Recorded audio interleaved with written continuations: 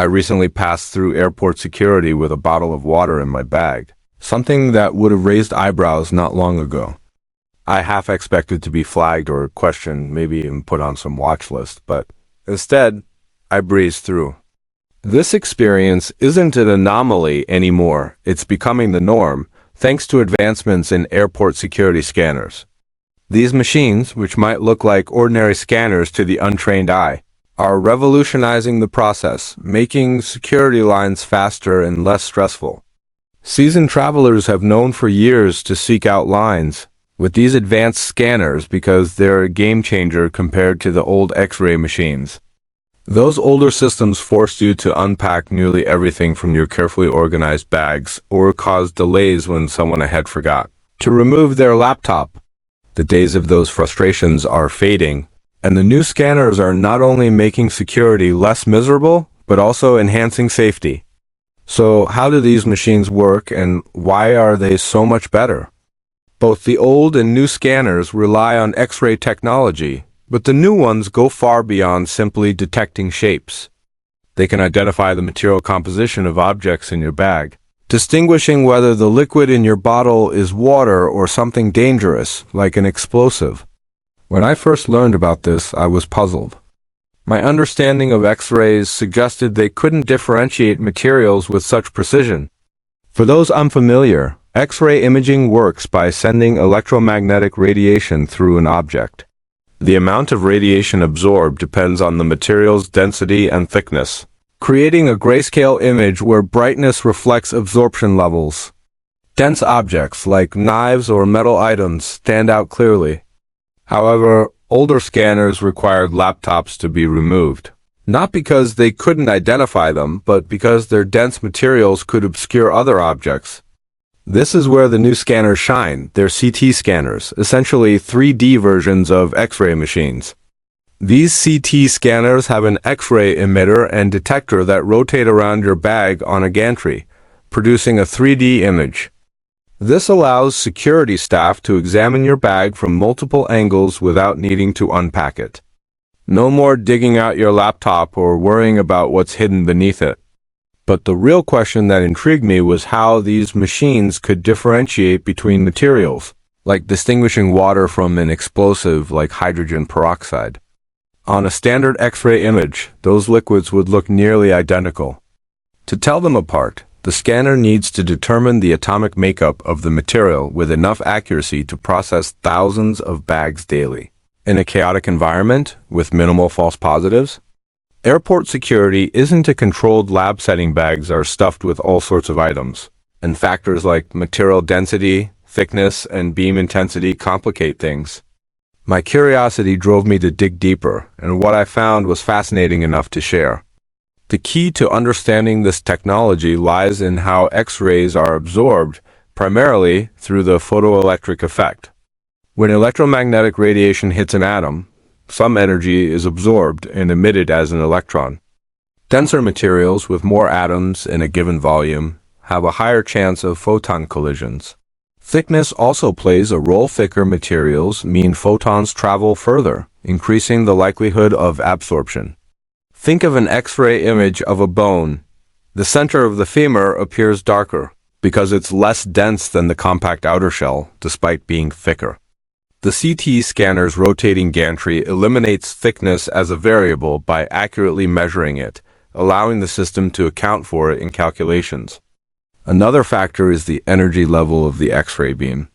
Higher energy X-rays penetrate denser materials more effectively, while lower energy X-rays are more likely to be absorbed. By firing both high and low energy X-rays at an object, the scanner gathers more data about its density. The final, and most critical, piece is the atomic number of the material. Atoms with higher atomic numbers, those with more protons in their nucleus, are more likely to absorb X-ray photons through the photoelectric effect.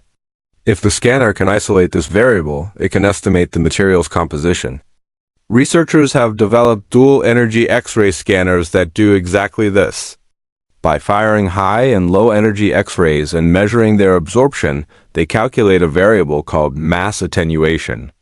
The ratio of mass attenuation between the two energy levels correlates directly with the material's atomic number. This process allows the scanner to classify materials. For example, water has a mass attenuation ratio of around 7.42, corresponding to its effective atomic number. A computer algorithm can use this data to flag potentially dangerous materials for further inspection.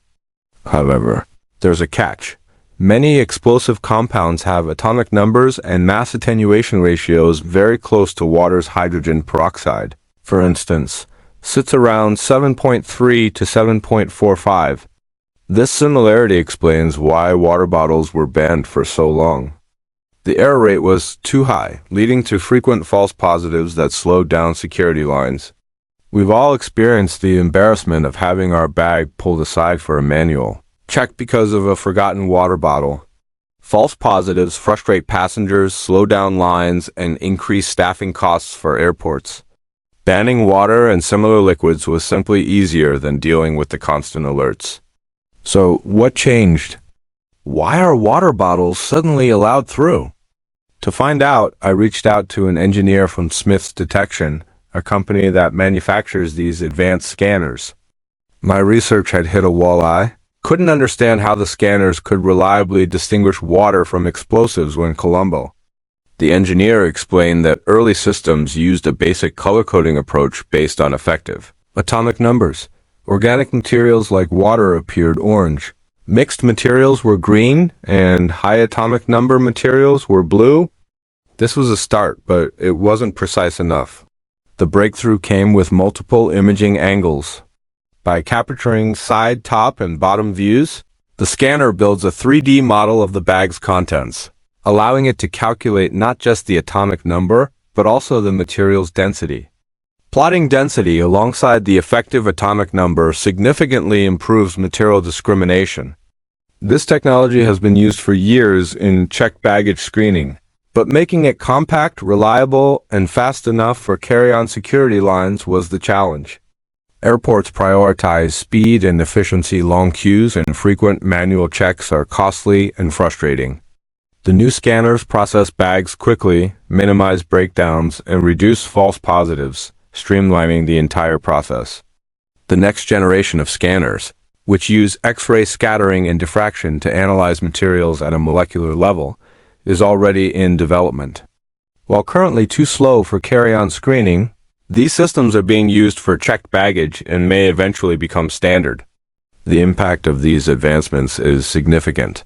Even at smaller airports like Shannon in Ireland, which sees 1.5 million passengers annually.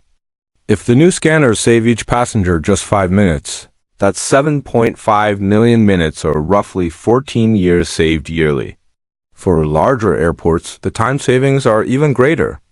These small engineering improvements may seem minor, but they add up, making society more productive and travel less stressful. The technology's development reflects the power of inventive engineering to solve practical problems and improve lives. This kind of impact is what drives organizations like 80,000 Hours, a nonprofit dedicated to helping people find fulfilling, high-impact careers.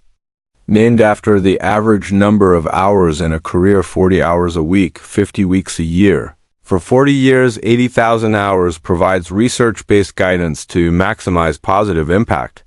Backed by over a decade of research with Oxford University academics, they offer evidence-driven advice, avoiding vague platitudes. Their free resources, including an in-depth career guide, help individuals pursue careers that address global challenges effectively.